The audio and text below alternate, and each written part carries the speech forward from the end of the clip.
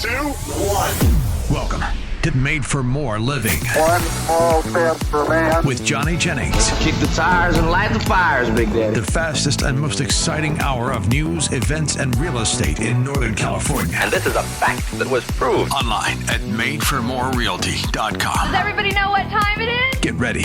Here we go. On the show today is my second favorite guest of all time, my ex-girlfriend, my baby mama, Miss Valary Jennings. Hello. So who's your first favorite my guest wife. Then? I don't know. I'm really hoping. Wow, you just know that you're leaving room for someone else. You're just saying rude. She can't be my top favorite, but she's right there. You're my second favorite and my favorite. How's that? Perfect. I don't understand Top two what spots, that means. Yeah. I'll take it. Yeah.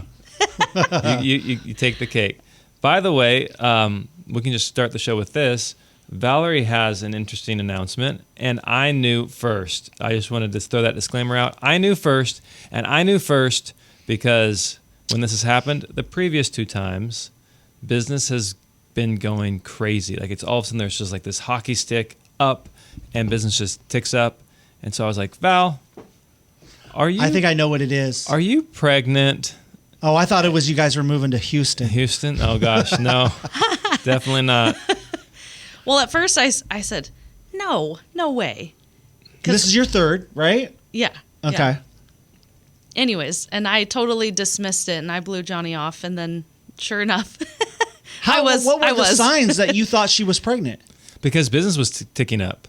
Like some of our best years have been when she's pregnant. Oh, really? And so I was like, boom, all of a sudden, escrow, short escrow. It's like, it's just raining escrows down on us, just raining opportunities. And I'm like, Val, are you pregnant? And kind of like joking, but not joking at the same time. Because we opened like 6 in 1 week, and so Johnny was just like kind of joking around, and turns out he was right. Did you go to the store, to Walgreens or wherever, and pick up a pregnancy test? No, that's not how I roll. I think those things are How kind of did you guys gross, find honestly. out? Did you go to the doctor and they told you? No, Valary peed on a stick or whatever the heck it is. Oh my gosh. But I think that's weird. So I'm not going to go, here, can you do this for me? You know? So how many weeks along were you before you knew? Yeah. I mean, like 2 days. 2 days? What? There's no way. You mean like 5 weeks, 4 weeks? How far along were you? You guys have gone to the doctor? You know how this works, right? I do. So you know. Like, are we going to get into the details So here very on early the 2 days after like, conception, you knew that you were pregnant? No, not conception, no. Like, okay, 4 weeks. Okay, so you knew about a month in And that you 2 were days. Put it all together here, guys. Like, Oh, what I happens get it. at Okay, 4 okay. weeks, You're okay? You're right. She has a good point there. Come on. I guess because our minds don't work that way. So you're right. There we go. I'm sorry. Yes, I apologize. We should have put two and two together. I was like 2 weeks into this, and then she's like, "Nah, you're crazy." And then No, 2 you weeks, were- yeah, you and then were 2 right. weeks later goes by, and she's like, "Oh wow, maybe I am." Yeah. And I was like, "Boom, Johnny's right." Johnny was right again. That's Never right. gets old hearing that. That's exciting, though. Are you guys excited? I mean, Yeah, super That's- stoked. you're outnumbered now. Yeah, we will be. You will be. We'll be. And you guys want a boy or a girl, or are Yes. you okay with whatever? No, I was really hoping for a girl because we have 2 little boys already, you know. But as time ticks on, I'm a little bit nervous about a girl, so I kind of like default to what I'm already dealing with. Yeah, we already know boys, so we're like, adding another one might be fun. You know, Yeah. just- I remember Yeah. when my wife and I, we had 2 boys, and she was pregnant, and we were just thinking, like, we love our boys. Our boys are great, are fantastic. A lot of people want us to have a girl, but we'd be perfectly fine having another boy because boys are great, Yeah. and they're less drama. And we now have a girl, obviously, and we are blessed by Ruby. But yeah, it's a whole different ballgame. It's different challenges for sure. She is way more dramatic and emotional, and it's fun. It has its ups, a lot different joys and excitement and experiences with having a girl, but also different challenges. So I skew boy now, but I don't know where Valary lies. Would you prefer to have a girl? I think I'm still kind of 50-50, Really? Well, part of it probably is me being a woman also. Like, I feel like that would be nice to have some of that energy in the house. Yeah. Yeah. Yeah, Do you and guys have already like a know? daughter, have Huh? a daughter that I can like braid her hair, and we can play Polly Pockets and stuff. Like, you know, It's Watch, true. if you do have a daughter, she'd end up being a tomboy and like not that's want any of that probably stuff. true. You Yeah. know, just it would be my luck. Yeah. Yeah. What I remember, we had Ruby, all of our friends and family. When you have a girl, the more the family just wants to buy gifts. So when you have a girl, it's okay. This is exciting. Now we get to go shopping because there's all Yeah. kinds of stuff that she gets. She gets way more gifts than her brothers do by far. wow. Well, is it also maybe because she's the youngest too? Like, I think baby. there's different our boys, it's like, okay, you can get them Legos and video games. That's about it. Girls, oh my gosh, there's jewelry and there's dresses and there's girl toys and it just goes on and on and on. And the moms and the aunts and the cousins, they like shopping for girls. And to be honest, I do too. It's way more fun to shop for girls than it is for boys. Absolutely. Well, we'll see. We're gonna do a little party with like family and friends. Like a gender reveal party. Yeah, on my birthday. So we'll next month. So it's September 20th. In case anybody wants to get me a gift. All of a sudden, Celebrate it's about Johnny. Yeah. But yeah. So We already know your gender. We'll do that. Don't need a gender reveal part for Johnny.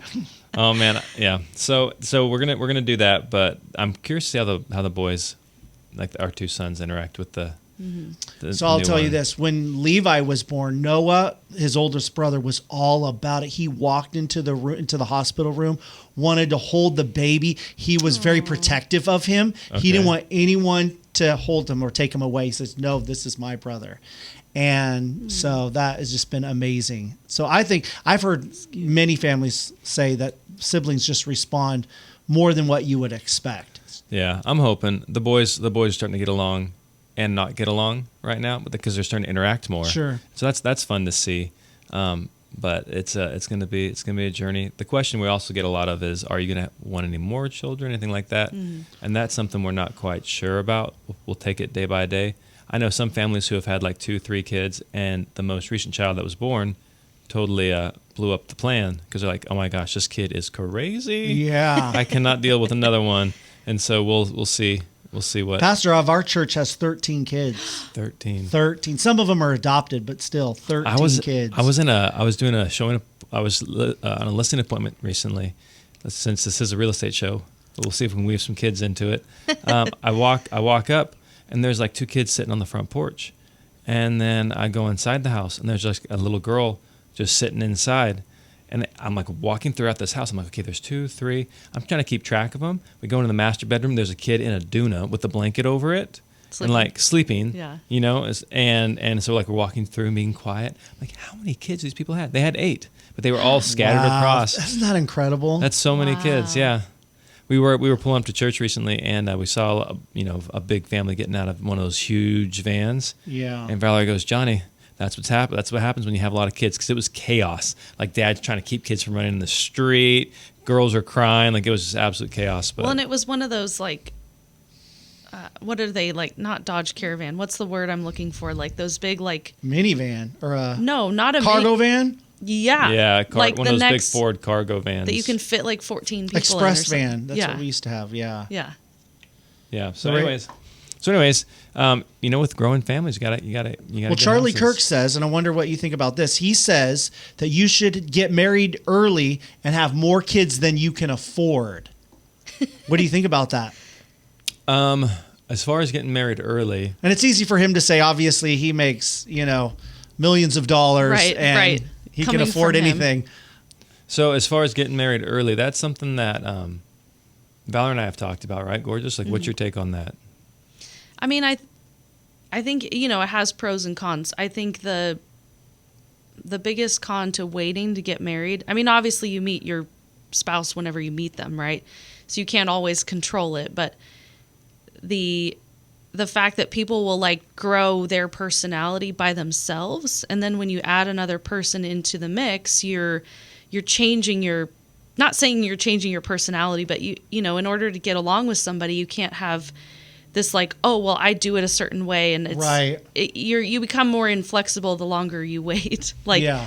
it's harder to grow alongside somebody, if you're like 40 years old before you get married. I think, obviously sometimes it is what it is, and that's Yeah. when you Yeah. find your person. But when you get married young, I think you get that opportunity to grow together, which is pretty cool. I think it's a unique experience. It's really neat. Yeah. Yeah. And for context, I was 24 and you were 21.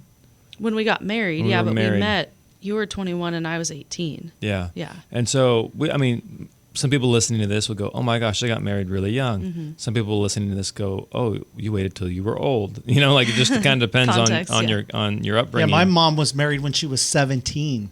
Yeah, right. Yeah. At that point, by the time, so when did she have her first kid? Your mom. 17. Okay, right. And so by the time, when Valary was 17, I hadn't even met her yet. I can't imagine having a kid at 17. But But I think Charlie is concerned at the way the culture is going, where people are waiting longer and longer to get married and waiting longer to have kids and having fewer amount of kids, where he sees our society is built on strong, healthy marriages and having kids and those family values. And he sees the way the culture is going. It's, we're waiting and it's not becoming a priority anymore. And he thinks we should go back to that. Getting married young, at least when you're healthy. Don't just go be reckless and marry the first person you meet. But, Right. But don't wait. Don't have long engagements. Don't sit there and keep dating someone and living with someone. Just get married, for goodness sakes, if you believe it's the right person, and have kids right away. Don't wait till everything's perfect. so that's what Valary and I talk about. Like, again, we got married relatively young, 24 and 21. And you didn't have everything set perfect in your life at that point. Not even No, close. no, yeah. we were trying to wait until Valary finished college because that was really important to me that she have a college degree. Like, it was important to Valary, it was important to her parents, but I would say, at least from my perspective, I was the driving force behind making sure she got the degree, because I'd seen a lot of my friends' parents go through divorces, and the wives did not have degrees. Right. And so he was the primary breadwinner, and now all of a sudden he's out of the picture, and she either has to provide for herself and now these kids. And not saying that Valary and I were going to get a divorce, but it was very important to me that Valary be able to take care of herself, because one, if something did happen to me, I wanted her to be able to take care of herself. Two, I wanted her to be able to take care of her kids. And three, I didn't want to question whether or not she was in that relationship with me simply because she had to. Right. I wanted her to be there. But all that being said, Valary and I have talked where we wish we would have gotten married sooner. Like, I wish I would have known Valary sooner. Yeah. So I from that aspect about Charlie Kirk, I totally get it. But the Charlie Kirk thing is, you can't solve what he's trying to solve by just getting married and having kids. Right. There's more of a cultural shift that needs to take place, and I think if the cultural shift takes place, then it leads to getting married, staying married, and having kids. Yeah. And raising good kids too. I mean, you can have as many kids as you want, Right. right?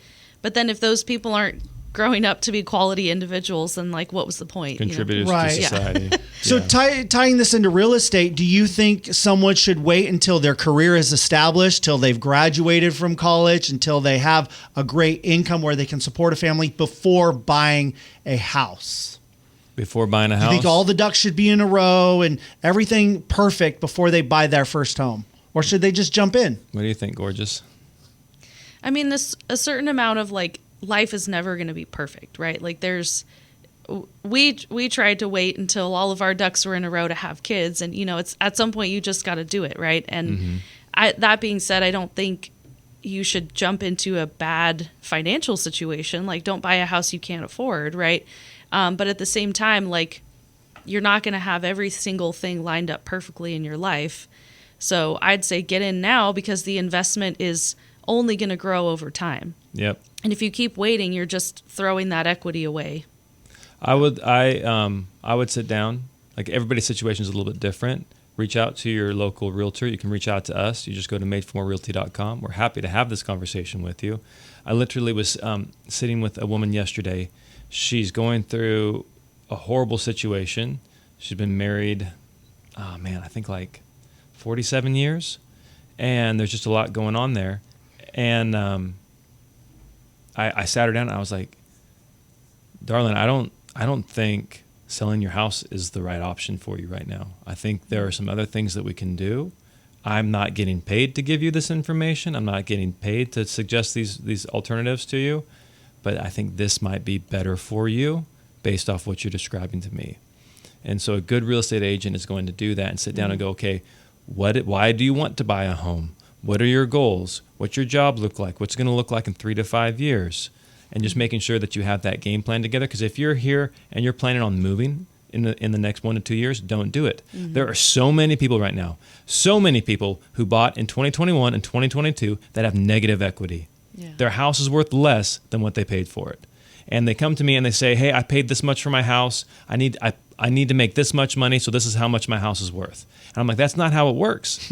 Like if you wanted to sell a car, you didn't pay $20,000 for the car. You want to make $5,000, so now the car's worth $25,000. That's not how it works. Well, they've seen, over the past many years how that has worked. How every year the prices go up and up, and they're that's the way it's supposed to be. And they will again, but it hasn't been long enough. It's only been 3 years. That when you buy real estate, unless you're like a flipper and you buy it at a cash deal, you really you need to hold it a lot longer than that. And so that's my main concern is sitting down, what's your life plan look like? Where are you at your job? How much money do you have to put down? Because you put enough money down, even if you are negative equity, you can still sell the house. It's going to cost you money, but at least you're not having to short sale and damage your credit. Mm-hmm. You're not having to walk away and get a foreclosure. You have more options. But again, so that would be my recommendation. Generally speaking, I would suggest not buying a home. What I would recommend is buying an investment property that you live in. So live in one unit, rent out the other, and that I think should be your first home, especially if you're young, especially if you don't have kids. Do that and start building that portfolio. You can use a first-time home buyer program in order to buy that, 4 units or less. There's so many benefits to buying an investment property first rather than buying a home and then trying to buy an investment property. So that would be my suggestion to people looking to start sooner rather than later. Yeah. That's good thoughts. But when we come out, we will be talking about why more deals are falling apart in today's market and how you can prevent that from happening to you. Hey, real quick, if you're thinking about selling your home and you want someone to hold your hand through the entire process every step of the way because you just feel like you have no idea what you're doing, no problem. Johnny Jennings and his team at Made for More Realty, they've got the experience, the know-how, the resources to make it an easy process to get you the most money possible for your home in the fastest amount of time. Just Google Johnny Jennings with Made for More Realty and get more for your home. This is Made for More Living with Johnny Jennings. Online at madeformorerealty.com. So before we get into the top reasons why contracts, why escrows, why people looking to buy a house decided, hey, I'm going to cancel this and wait, why they fell out in June. Matt, you had some questions about... Yeah, because you mentioned before the break that you and Valary had purchased your first home at a young age, a week before you were even married? Yeah. Did your parents think, oh, this is crazy? Why are you taking such a big leap even before you're married? This is why I love having Valary on the show. It's like a trip down memory lane. So to give you some... This is why she's your favorite number one guest. Number one and number two. And number two. So the reason, so to add some context, to add some color to the situation, mind you, I am living in a trailer park in South Bakersfield, technically right next to a town called Pumpkin. Are you living with your family Center. Or you're living alone in a trailer park? I'm living alone in a trailer park. It's actually my dad's trailer, so it's not even my trailer. And I'm working in the oil fields. At least you had your own place. You weren't living at home, know? Yeah. The way things are nowadays, a lot of people at that age are still living at home. Nope. I was living in a trailer park. My neighbors were Janet and Lloyd. And... Southland RV. You can. Did it have wheels on it, or this? Oh no, it had wheels. Oh, it did. You hook it up to a truck and you pull it. Yeah. Oh wow, okay. Yeah. Not a moment. I loved it. I'd be living there now. So you were renting it. You didn't own it. My dad owned it. Did you have to pay him rent, or was this free? So he let me stay there. I paid the space rent. Oh, okay. Yeah. So that was the situation. But so Valary and I engaged. We got engaged on February 29th, 2012, and so we were going to get married on March 30th, 2013. So during this period of time, I'm researching about how I can buy a house. I'm like, okay, I'm getting married. I need to buy a house. And Valerie doesn't want to live in the trailer. So we got to find an alternative here. So what I did, I asked around some people about, hey, how did you buy your first house? I got some vague answers. I wasn't comfortable with the information. They didn't seem comfortable giving the information. And so I was like, you know what?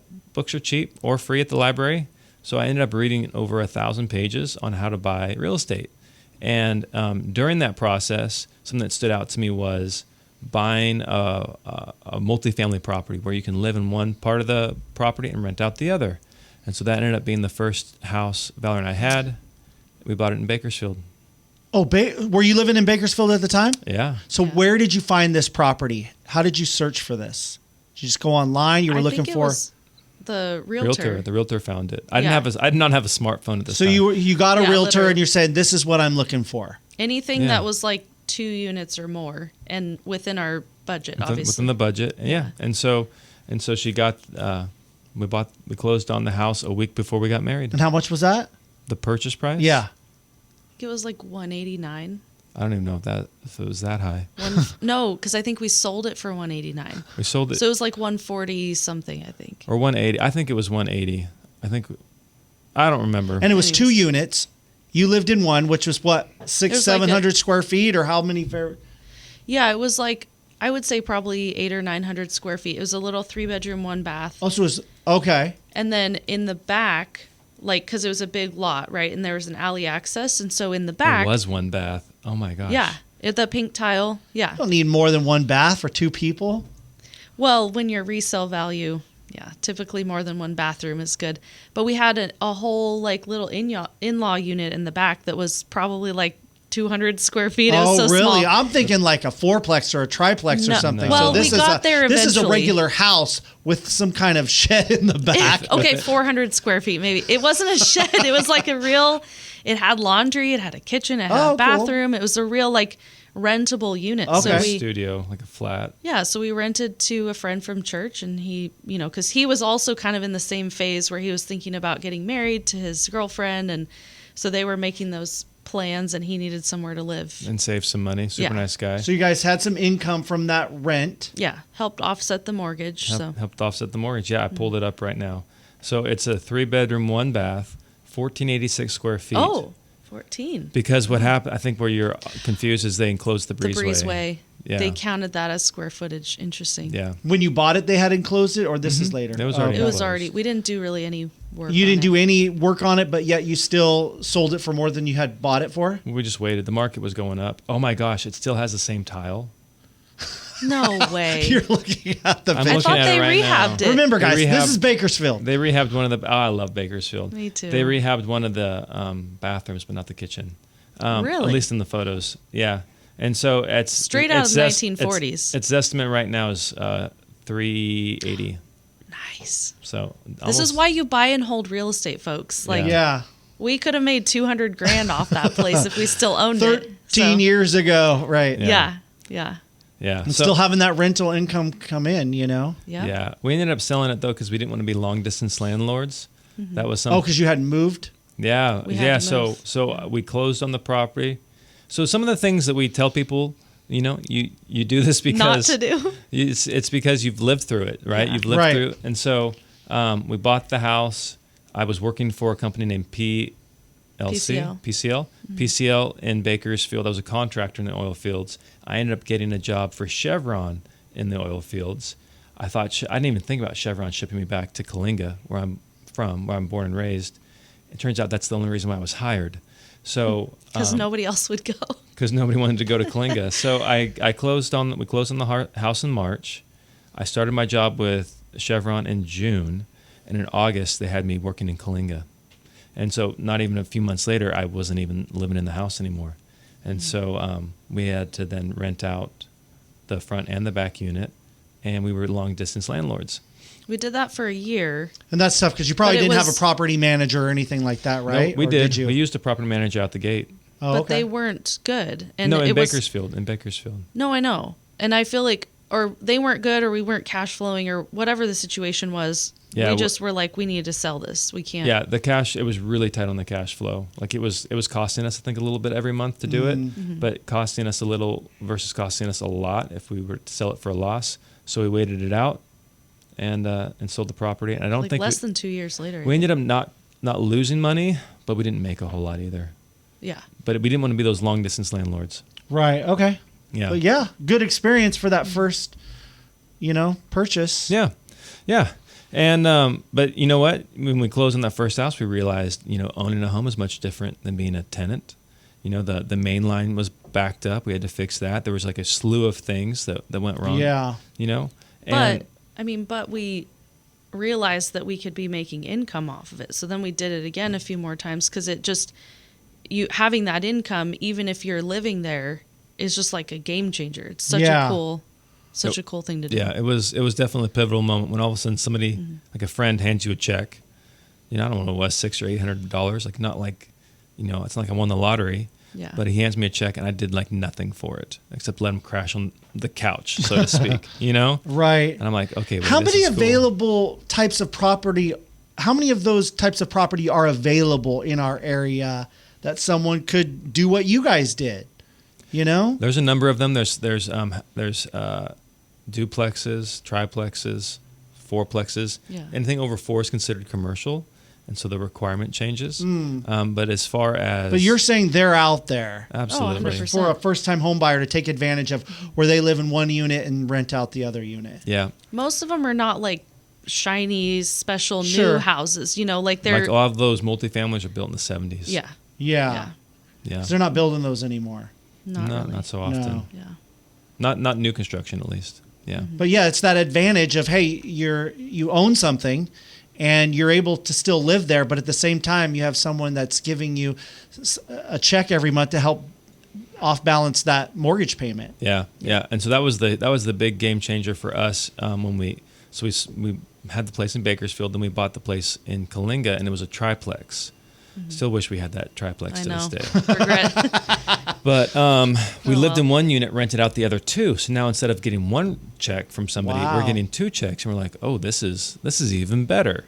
I think it covered the entire mortgage. The only thing that we had out of cost was like keeping the lights on in the carport, stuff Or maybe like like that. the where lawn. They offset the entire cost of what it would have cost us to rent living there. Yeah. So somebody looking to do something similar, I would recommend get as many units as you can. Yeah. Right. So go 3, go 4.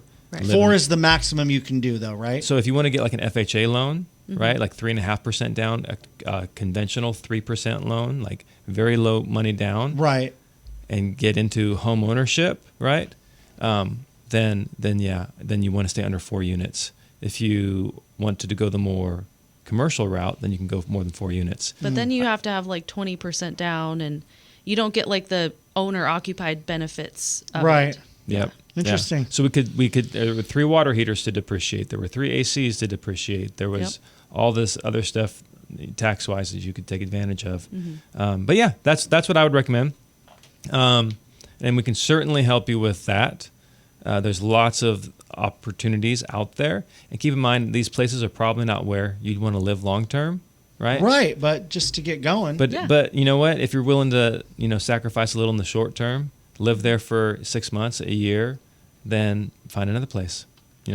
So, but I think this is really important that we touch on the top reasons why contracts are falling out. Because Valary, for a slew of reasons, how many contracts do you think we've lost, like recently? So like 4, I think, in the last week.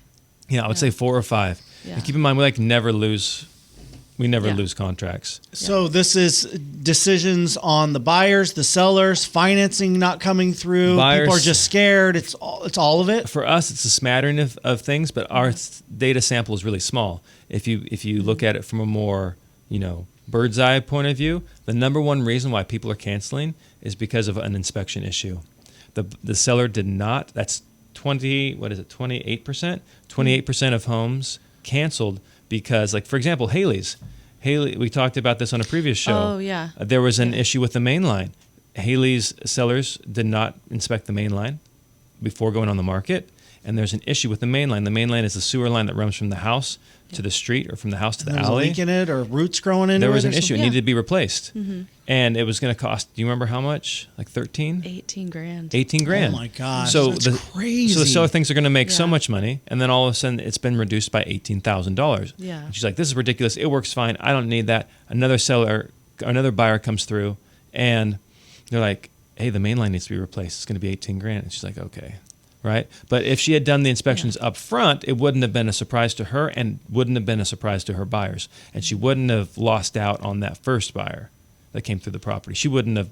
What would you advise her to do in that situation? Replace the main line, or you just tell people, hey, if you purchase this home, you might need to replace the main line. It works fine for us, but just to let you know, may down the road need to be replaced. What would you advise that person to do? Yeah. Go ahead, girly.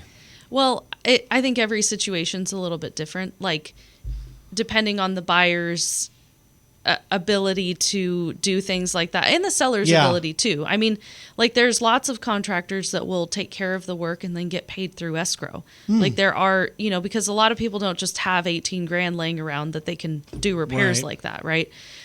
So in that scenario, I'd say get the work done, have it paid through escrow. But sometimes if you have a really savvy person, or if it's a smaller repair, not an $18,000 repair, then you can always just, give the buyer a credit and say, hey, here, you can take care of this, and then that way they can hire their own contractor or whatever they want to do with that money post-closing. But I can see how somebody's going in, they're excited about purchasing a home, and then all of a sudden you totally change their expectations and what they thought they were buying. Yeah. And so they get freaked out. It's Yeah. like, oh, okay, this is not what I was expecting. I'm done for now. What we're hearing a lot of is, so to put a fine point on what Valerie said, if the lender does not require it prior to close, Right. try to do the credit. Because as soon as people start doing work on something, sometimes the scope grows. And so now what was an 18 may end up being a 21, which now costs, if you represent the seller, more money. And it shifts the burden of responsibility off the seller onto the buyer. If you give them a credit and say, hey, here's some money, you fix it yourself, find your own contractors. That way, if you fix it and the repair fails, even years down the road, the buyer can come back and say, hey, you were supposed to fix it, you didn't, fix it again. So we strongly recommend the credit if you're able to do that and still close the deal. But what I'm hearing a lot of sellers say right now is, hey, Johnny, I'm only going to sell this house as is. This is an as-is sale. We're not going to do any repairs, no concessions, no nothing. It's an as-is sale.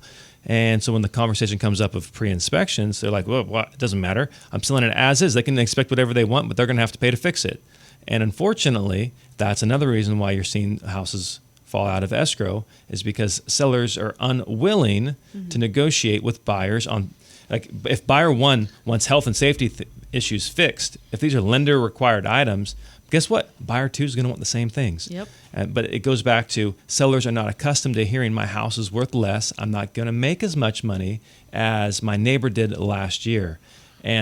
But doesn't he have a point when he says, hey, I've made it clear it's as is?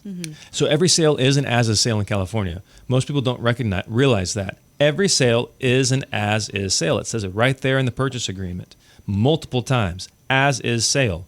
But the buyer has the right to inspect the property. The buyer doesn't know what they're getting when they write the contract. Even if you've provided them with some seller disclosures and inspection reports, they still have the right to inspect the property. And when they get done with those inspections, your typical house is going to be a home inspection, a roof inspection, a pest inspection, and appraisal.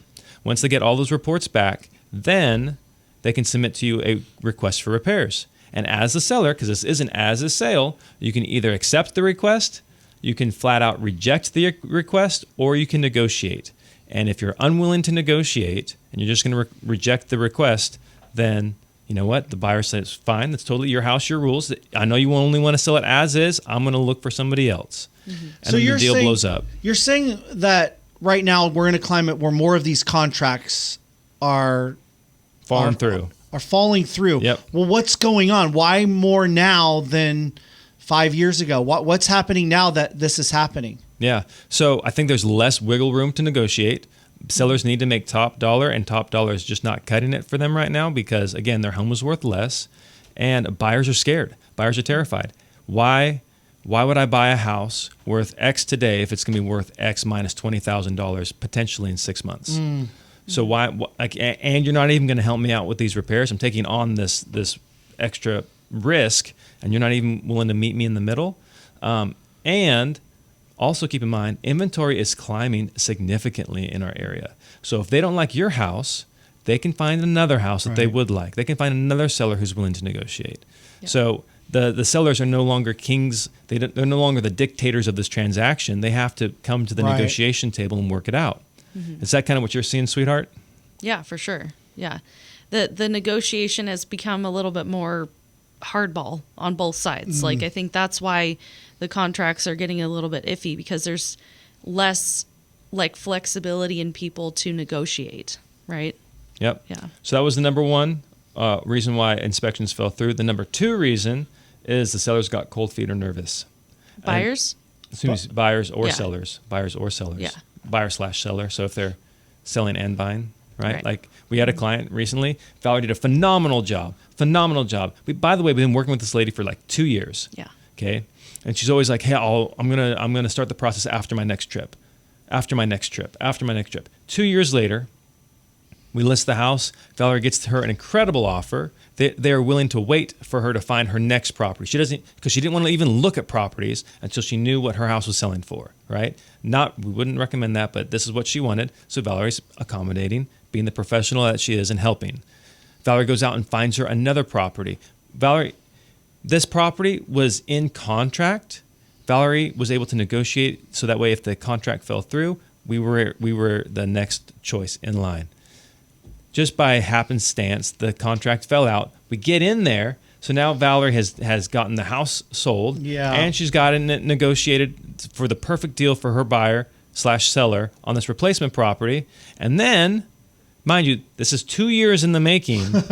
2 years in the making. The seller, our client says, hey, you know what? I'm just nervous about the market. I'm pulling the plug on the whole thing. I'm not buying a property. I'm not selling a property. I'm staying put.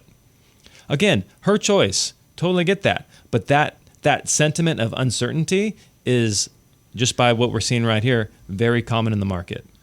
What I don't understand is people who are in that situation, they don't have any understanding of all the work that's been gone into this, right? Well, in all fairness to them, it doesn't matter. Like I know, but that's not, I don't feel like that's right. That just seems wrong. I mean, I know from your perspective it does, but you would think a person with common sense or any type of heart would understand, wait a minute, I'm making these people work and do all this stuff, and for me to just pull the plug, that's just terrible. Yeah, I mean, I get it. Like, I signed up for it. Valary and I signed up for it. We're in this industry. Yeah. Like, we understand that. But who my heart hurts for are the people who, like, the person who's wanting to buy her house. Yeah. They were all ready to go, and now they can't buy the house. The person who's wanting to sell their house to her, now all of a sudden they can't sell their house. Like, they didn't sign up for that. They don't understand how all this works. And so I get it. Again, I'm not coming down on the client. Like, you need to do what makes you feel comfortable, but at the same time, like, your decisions have consequences beyond yourself.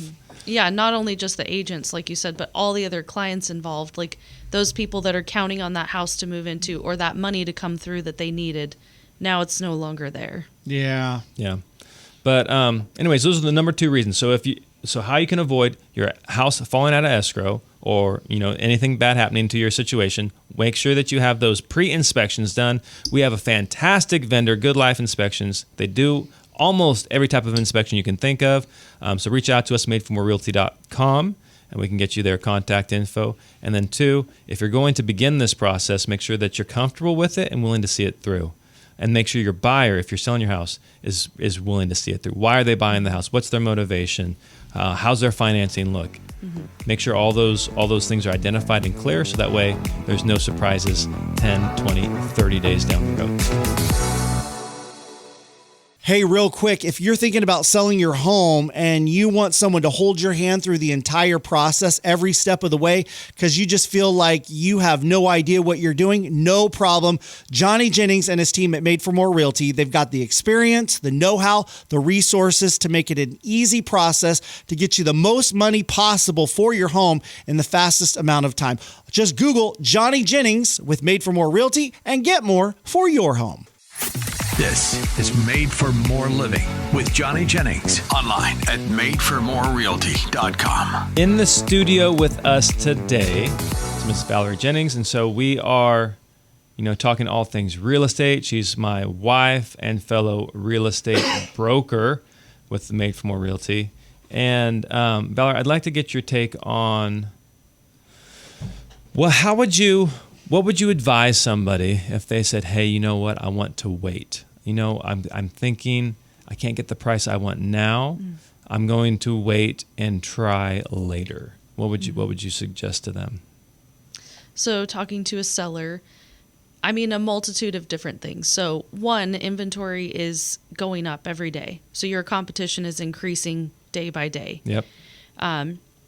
Also, interest rates are not going down anytime soon. Like, we've seen a little bit of a dip, and everybody hopes they're going to go down, but we don't know that for sure. Yeah. So typically interest rates going down are the only way that prices go up, because people, can only afford what they can afford. Yeah.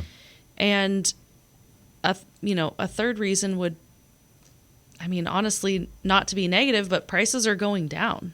Like, the longer you wait, you're not going to get more. You're going to get less for your home. Yeah. Unfortunately. And that's now we're wading into a bit of a speculation. And so true. That's true. I don't know what the future holds, but if the numbers make sense now, yeah, why not? Sell now. Yeah. Here's what I told somebody this yesterday. They were saying, well, you know what? I'm just going to wait for prices to recover in the spring. And I said, well, prices are starting to fall. It looks like they're going to continue to fall throughout the rest of the year. Like, either they're going to remain flat or go up 10 grand at your price point. Like, we're not talking recovering, and you're paying a mortgage for the next 6 months. And the prices didn't recover this spring. We didn't get our spring that we normally have. That's a good point. So what's to say that's going to happen next year? Yeah, so I would just be very cautious. If you're looking to do something in the short term, the difference between now and spring is going to be negligible. And if anything, it's looking like it may hurt you. Because here's the thing, I've talked about this before on the show with Matt. There's more and more evidence that's coming out that the Fed may have lost control with this whole mortgage rates thing. Just because they drop the rates doesn't mean the interest rates are going to go down. Right. China is not buying American bonds. Not unsurprising with, a trade war going on with them right now. But then why do you think the president is pushing so hard for them to cut rates then? I don't know. But because they dropped the Donald rates. Trump's in real estate. He is in real estate, and he's also in politics. And I don't know why. Hasn't for many decades and years hasn't that been connected though? Is this what you're saying? Just a recent type of change? It has been loosely connected. It has not been like lock and step. So just because the Fed drops the rates doesn't mean interest rates go down in tandem. You can look at the charts over the last however many years, and you would see that they don't move, in concert. And so just clarify why is it changing recently? I think the power of the Fed is changing. I think the global economic power of the United States has shifted in the last 30 years. And the people who were buying American debt, because let's be real, but all they're selling is American debt. These bonds, they're American debt that the government is saying, hey, we will give you X amount of an interest rate and pay you back in so many years. And people are saying, hey, you know what? You have nearly $30 trillion worth of debt. Oh, by the way, you're also sanctioning us. These government entities that we're buying the debt are no longer interested in buying the debt. So you can't, if somebody's not going to buy a product that you have, how are you going to sell it? Right. And so that, I think, has been a fundamental shift. And interest rates remain high. Unemployment remains a problem. Inflation remains a problem. They haven't gotten a handle on that. So just because you drop the interest rates, just because the federal fund rate drops, doesn't mean all these other factors go away. And so right now people are saying, hey, they're going to wait for lower rates. And the trade-off that they need to be aware of is what does that mean, waiting for a lower rate? My question is, what does a lower rate mean to you? Like, what rate are you waiting for? Right? Many people are saying they're waiting for the bottom. They're waiting for the bottom. They're waiting what's for, the bottom? Negative? They're waiting for threes. People are, because a lot of people, I'm going to wait for a 3. I'm like, oh my word, son, that's good luck. Good luck. If you get something in the 3s, the government is paying you. But they're saying, but my neighbor, they've got 3.25% interest rate. I want to wait till I can get that deal. They also paid $50,000 more than their house is probably worth right now. Correct. They're also underwater on the mortgage. Yeah. maybe. Possibly. That's a really good point, sweetheart. I never thought of that. Take That's why you have her Mi- on. Take that, Mr. 3. Mr. 3%. So everybody, a lot of people are like focused on the 6% number. I don't know if it was Trump or whoever else said it, but supposedly hitting 6% could unlock an additional 5.5 million buyers in the market. So everybody's kind of just waiting on this affordability thing.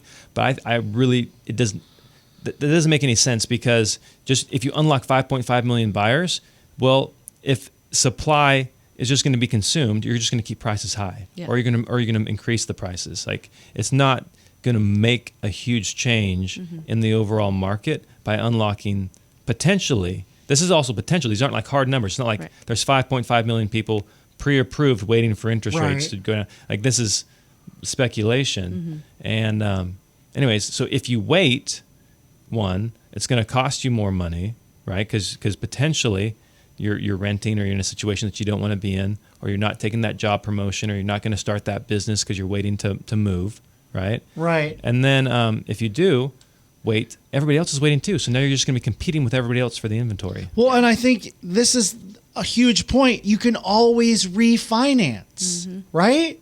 You can. So Yeah. you always have that in your pocket, right? Yeah. As long as the interest rates are lower. There are a lot of people who thought, in But I mean, 21 let's say, you have folks that are, I want to wait till interest rates get to the bottom. Well, you can, if interest rates change, you can always refinance, right? Yeah, you technically you could if you can refinance, right? If interest rates drop. I have some clients that I just helped them buy a house about 6-7 months ago, and they're already refinancing because rates have dropped a little bit since then. And for them it's, because they have a large loan amount, for them it's worth it. They're saving probably a couple $100s a month already at this point. Yep. Yeah. That's a really good point. So that's kind of where, if somebody was waiting to make a move until interest rates drop, my question would be like, one, what interest rate are you looking for? Because if you're looking for something in the fours, you know what? We could probably We could find that. We could find that for you. Today, yeah. New construction is offering that. Yeah. Sellers are willing to buy down the rates for you. Like Yeah. we can get you that rate. We don't necessarily have to wait for too late Powell to make it available for everybody else, right? Exactly. Also, now you're calling him too late, pal? I'm just making fun. But so one, what is it you're looking for? Is this really your reason? Are interest rates really your reason, or is that just your excuse? Okay, I would argue for most people it's an excuse. So let's find out the real reason. Let's figure out how we can help you, and let's put a game plan together that protects you. Not what if something happens, but even if. But speaking of new construction, there are some crazy deals right now with new construction, and I think there are some myths about new construction. You mind if we go over those quickly, girly? Sure. All right. Let's do So it. there are some myths surrounding new construction. We are so thankful, we are so lucky to be living in a community and in a region that has new construction. Tons of it. Yeah. Tons of it. That's helping so many people be able to buy houses because, one, they're offering incredible interest rates and tons of upgrades. And who doesn't want a brand new home? Right? Well, some people are worried about condition. That's one of the reasons why people don't want to buy a house. Because why? The homes aren't built as quality as they used to be. Is that true? Depends on the builder is my answer. Like there's this builder in West Roseville who, this lady, her husband passed. So they were married like 30 years and they lived in the same house for like 30 years. She wanted a fresh start. So she sold the house. She bought a new build. It's a brand new house. There's no memories. It's it's a clean slate, and so she pays for these upgrades. Has this beautiful kitchen and all this stuff installed, and she moves in. Let's say it was January. In February, her water heater stops working, and then the builder, because it's under warranty, they come out. They repair the water heater. In March, her AC stops working, so they come out and they repair the AC. In April, the water heater they repaired goes out again, and they can't repair it. They actually have to replace the water heater. The house is brand new. It's less Like a than few months It's just a old. couple months old, Yeah. right? And so now the water heater's gone out twice. The AC has gone out once, and she's like, okay, well maybe just some bugs needed to be worked out. My home warranty, the builder warranty covered all this, so it's good. That's one of the benefits to buying a new construction home. Then a lot of these new homes, they have the fire suppression systems, like the sprinkler systems in the homes. So they have water lines running through the ceilings. Well, above that beautiful kitchen that you paid a bunch of money to get upgraded, I know where this is going. the water line burst, flooded her entire kitchen. Oh my gosh. And so this home that was supposed to be like a fresh start, a clean slate, moving past the pain and trouble that she'd experienced with her husband going through cancer and dying, has now turned into another headache. And that was because, and turns out the neighbor across the street has issues, the neighbor to her right has issues. So yes, there are good builders and bad builders, and so I wouldn't necessarily say all homes today are shoddy, but you got to know what you're buying. And so that's where a good realtor comes into play. Like I would tell you, I know who you should probably buy from and who you probably shouldn't. And I don't like lawsuits, so I'm not saying it on the air. So if you want to know that, go to madeformorerealty.com and we'll have a private conversation. But another myth why people don't like new builds is because they think builders don't negotiate. Right now, they are negotiating like nobody's business. They are buying down your interest rate permanently. They are throwing in solar. What kind of interest rate could you get? With fours. You can get it in the fours. fours? A permanent interest rate in the fours with a builder. Literally got a 4.9 for a guy 2 weeks ago. And that's another benefit to having, like, they're more willing to do that if you come in with an agent because you don't really know what you don't know the questions to ask. You don't know the questions to ask. You don't know what other builders are offering, so you don't know they don't know what to compare it against. So there's so many reasons why you can consider new builds. Yeah, like including the solar system, like you said. That could be a potentially $20,000 value of owned solar that the builder just gave you. And then when you turn around and sell the house, you don't have to go, oh, can they assume the lease? It's $170 a month. Yeah, can they afford it? assume the lease? No, they don't want to assume the lease. They want the owned solar. So anyways, if you're looking at homes, and there are some homes out there, some beautiful homes that you can get in the 400s. Yeah. They're not Taj Mahals, but if you're looking for a brand new home with new systems, new plumbing, new wiring, up to code, modern standards, energy efficient in the 400s, talk about live there for a little bit and then turn that into a rental. Amazing rental properties. Yeah. Investments. Like if you're looking to buy an investment property and you've got the extra money to do so, incredible opportunity. Or just buy one in new construction. Yeah, absolutely. That's a really good point. So if you like the what Valary provides for her clients, if you like all the different things that we talked about today, if you want a great deal on a home or you want to sell your home for top dollar, go to madeformorerealty.com and reach out. We're happy to help. Thanks for being on the show today, sweetheart. No problem.